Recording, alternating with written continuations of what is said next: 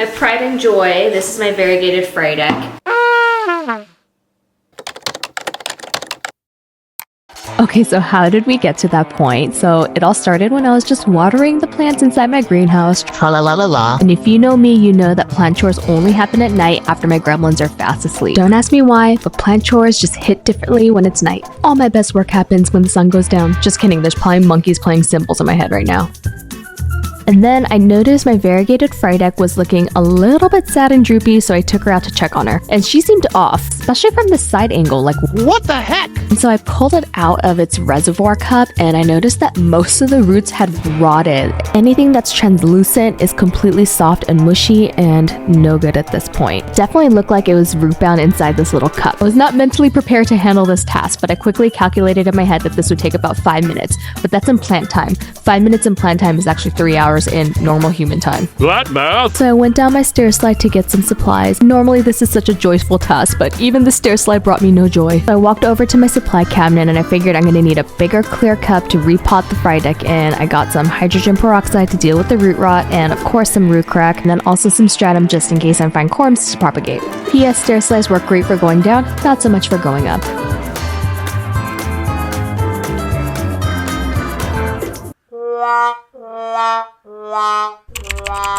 You're screwed.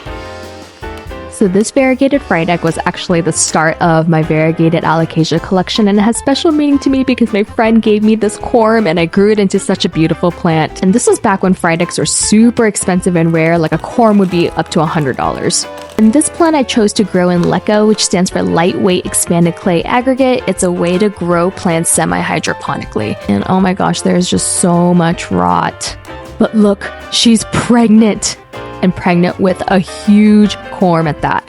And then I found another one. She has twins. Just kidding, triplets. And these corms are monstrous. They look like the size of LECA balls. And if you're not familiar with corms, this is an Alocasia's way of storing energy inside of its roots, but you can also pluck them and grow them into whole new plants. So think of them as an Alocasia's insurance policy. And since this mother is not looking too good, I am about to save these babies, so I C-sectioned 6 corms out of her. I'm basically a corm wet nurse at this point.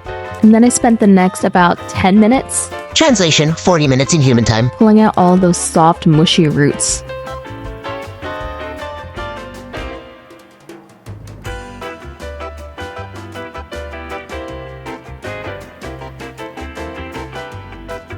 Trimmed off any of the browned edges. And this is what I'm left with. Okay, and this is actually not bad at all. Her roots look really, really good still. And anytime your plant suffers from root rot, you want to make sure those roots are left squeaky clean. So here I am combining a mixture of water and hydrogen peroxide. It's really diluted, so just a squirt. And that's a propagation plate that I popped on top because this allows me to just kind of keep the plant suspended a little bit.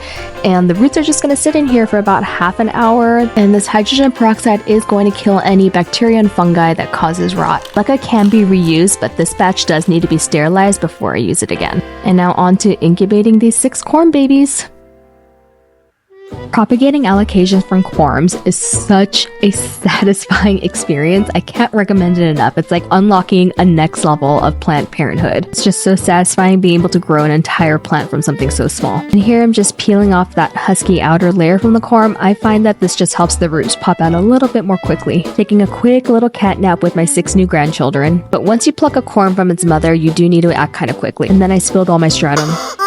Someone told me that stratum is magnetic, so you can just get a magnet to simply pick it all up, but who has a magnet this big? I mean, I would just be picking off a small little magnet from my fridge, and I feel like that's not much faster than what I'm doing right now. Stratum is my go-to substrate for propagating corms because it's so nutrient rich. I've tested other mediums before, but roots definitely come out faster when I put them in stratum. And I'm spilling again, but I can't stop because this is mid-pour. Woe is me. Something literally happens every single time I do any plant chore.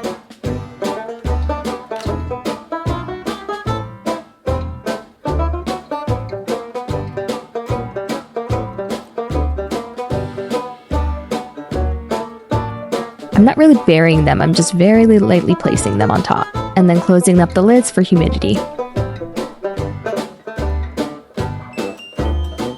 Testing out my handy dandy label maker that's in the shape of a typewriter so I can label these. Why do you label these, Michelle? Why? Tell me now. Well, I have a lot of corms growing and I don't label all of them, and so when the leaves pop, I actually forget what corms they are. And so this just helps, and I'm adding the date because it helps me keep track of how quickly they're growing.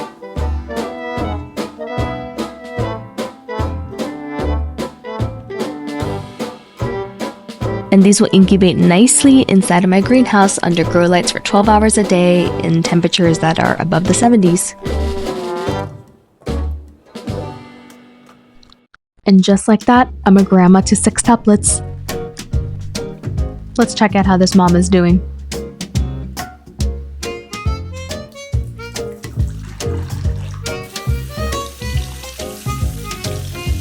And now everything is nice and clean, so it's time for the root crack. This is a mycorrhizae inoculant. It sticks to the roots, helps with nutrient uptake, helps prevent transplant shock, and I am being very generous with the crack on her because I really need her to survive. I use this for every single repot, and when I first used it on her, it was moving her from stratum to LECA and she didn't miss a beat. Okay, I'll shut up now for the ASMR.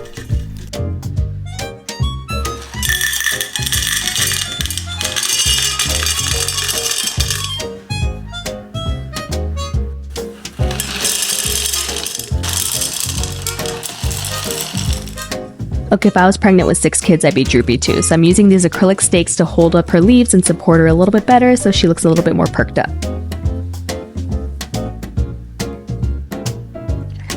And then I'm filling her up with some nutrient solution just below the root level.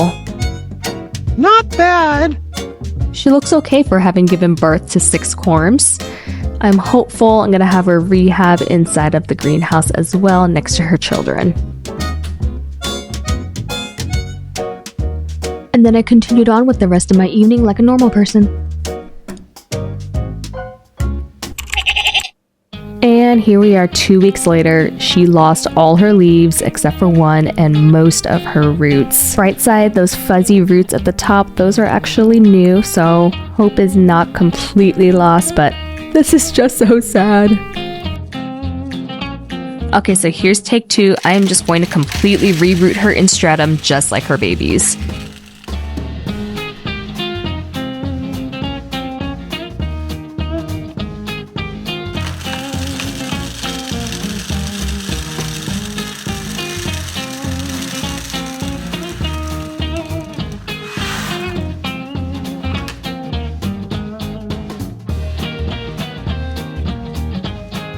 And through the clear cup, I'll be able to observe any new roots that grow.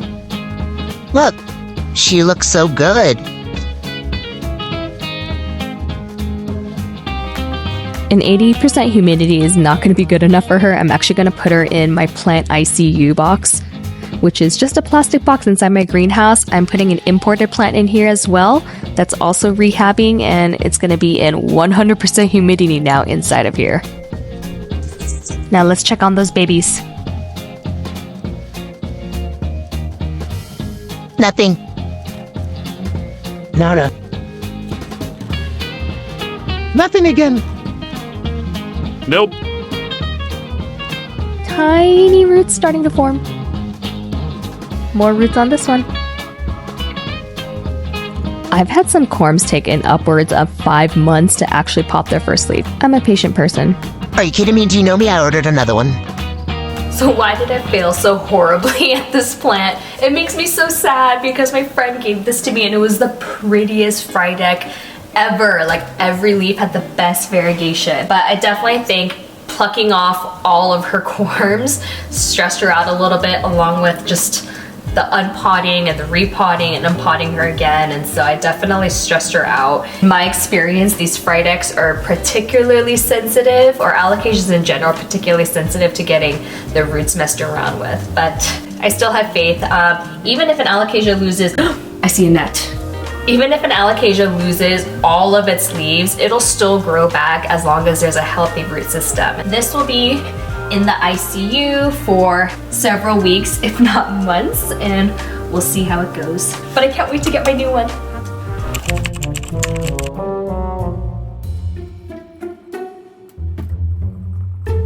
And that leaf just melted off as I was pulling it out of the ICU box. Oops. So now we are down to 0 leaves. Instead of chopping this off, I'm actually splitting it open because I don't want to damage the new growth point that's under there.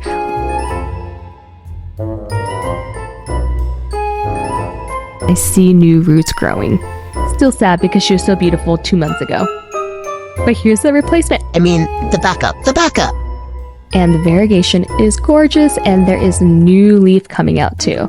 I'm keeping her under this cloche for high humidity, and they'll be there together. But lo and behold, you're not going to believe this, I found another variegated Frydek that I completely forgot about. How did I miss this? And now I have 9 Frydeks currently growing in my greenhouse, and this is when I realized I can't keep them all.